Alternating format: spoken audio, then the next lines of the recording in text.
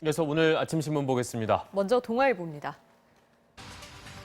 악플 추적 전문 업체가 전국에 20곳 넘게 있는데 최근 악성 댓글에 시달리는 유명인들을 포함해서 업체에 악플 추적 의뢰를 맡기는 사람이 늘고 있다고 합니다.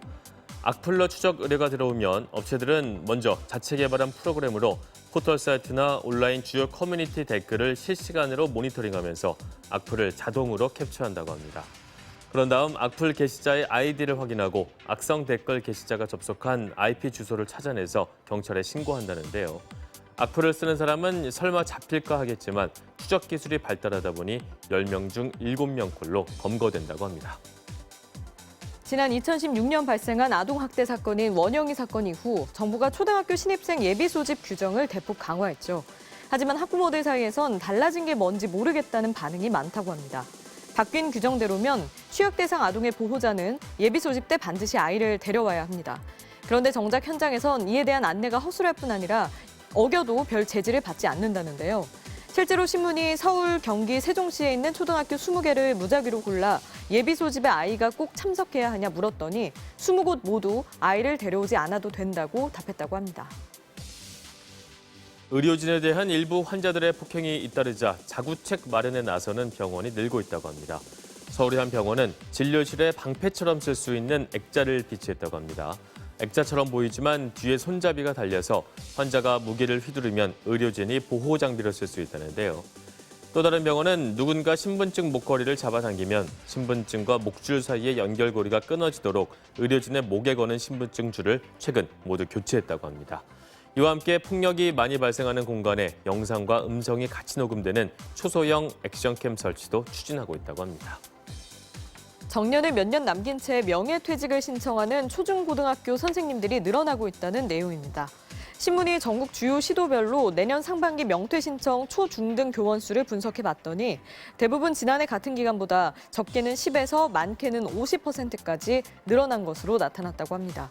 더 내고 덜 받는 방향으로 연금법이 개정된 데다 교사의 권위가 갈수록 떨어지고 있기 때문인데 요즘엔 50대만 되더라도 일부 학생들과 학부모들이 어르신 취급을 하면서 요즘 교육 환경에 맞지 않다는 불평을 노골적으로 드러낸다고 하네요. 박용만 대한상공회의소 회장이 신년 기자간담회에서 국내 경제 현실과 규제 개혁을 저해야 하는 정치권을 작심하고 비판했다고 합니다. 박 회장은 국회 입법 미비, 공무원의 소극 행정, 기득권 집단, 융복함 사업의 몰이해 등이 규제 개혁을 막고 있다고 쓴소리를 했다는데요. 그는 또 한국 기업은 정치에 발목 잡혀 있다면서 20대 국회 같은 국회는 다시는 반복되지 않았으면 좋겠다고 말했다고 합니다. 오프라인 식당에서조차 손님과 종업원이 얼굴을 맞대지 않는 비대면 주문이 확산하고 있다는 내용입니다. 비대면 서비스의 경우 손님이 스마트폰 앱으로 테이블에 있는 QR코드를 찍으면 식당 메뉴가 사진과 함께 뜨고 메뉴를 고르면 주방에 주문이 들어간다고 합니다. 메뉴 주문과 결제도 한 번에 할 수 있다는데요. 여럿이 와도 각자 주문 계산할 수 있어서 이용자들도 만족한다는 반응이고 주문 실수를 줄이는 한편 바쁜 시간대에 종업원을 부르지 않아도 되다 보니 식당 주인들의 반응도 긍정적인 편이라고 합니다. 선거 연령을 만 18세 이상으로 낮추는 공직선거법 개정안이 국회 본회의를 통과하자 교육부 발등에 불이 떨어졌다고 합니다.